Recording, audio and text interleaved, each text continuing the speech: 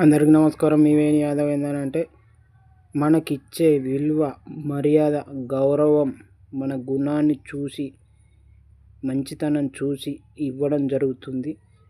మన దగ్గర డబ్బును చూసి ఇవ్వడం కాదు. ఎంత ఖరీదు చేసి కొన్న చెప్పులు గుడి బయట విడిచిపెట్టి,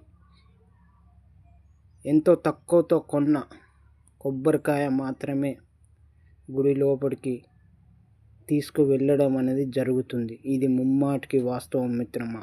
ఆలోచించుకో. మీ వేణి యాదవ్. దేనికి విలువ ఉన్నది, దేనికి విలువ లేదు అని.